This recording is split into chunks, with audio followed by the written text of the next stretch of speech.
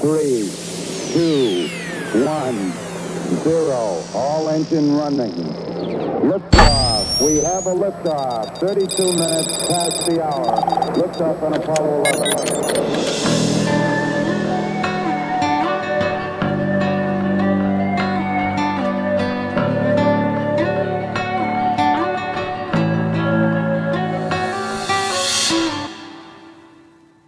All right, welcome to Roots of Reality. I'm your host, Ben Baumann, and today I'm going to be talking about the history of treason. So in a world of democratic nations, a democracy must always look to protect itself from authoritarian opportunists. Much like an animal out in the wild, looking out for predators who are waiting to attack them, freedom is something that is always delicate and always at risk. Because there are always people out there who have let greed conquer their souls and are looking for ways to grasp power for themselves. Because they don't care about their country, they care about themselves. Thus, this is why a major concern for all democracies is the concept of treason, where someone betrays their own country.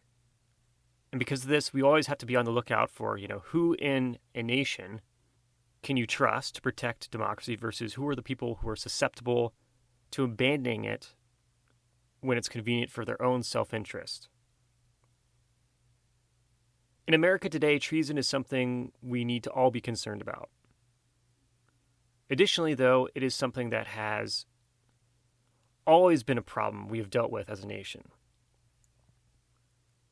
For example, going all the way back to the 1700s during the American Revolution, many may recall the infamous person named Benedict Arnold, who betrayed America during the American Revolution in support of the British monarchy. This is one of America's earliest instances of a high-profile act of treason. And fast forwarding to the 1800s, another instance of treason occurred when 11 states decided to rebel against America to create the Confederacy, all in the hope of preserving slavery. This act of treason took the form of a civil war, though, and was the biggest test America has ever dealt with when it comes to an act of treason.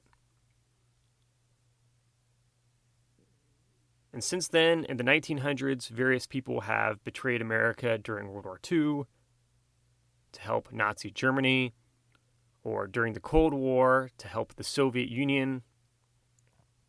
So treason, unfortunately, is just not something that's unheard of in American history, and it's something that happens to democracies around the world throughout their histories, and still goes on today.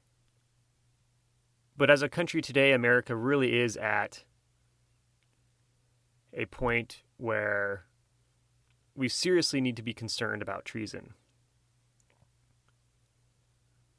After all, who could forget January 6th, when former President Donald Trump inspired his supporters to attack the United States Capitol to commit treason in order to overthrow American democracy? And yet, today our nation has become so delusional in many respects when it comes to the threat of Donald Trump that he could win the 2024 election, despite the horrific events that played out the last election on January 6th. So whether it's the American Revolution, the American Civil War, World War II, or the Cold War, or today, America has another test in front of it as a country. And come November, less than a month away, we will have to decide whether, as a nation, we really care about our democracy enough to prevent a wannabe authoritarian from seizing power once again to harm our democracy further. Or will we finally rid ourselves of the Trump era and all the chaos it has brought us?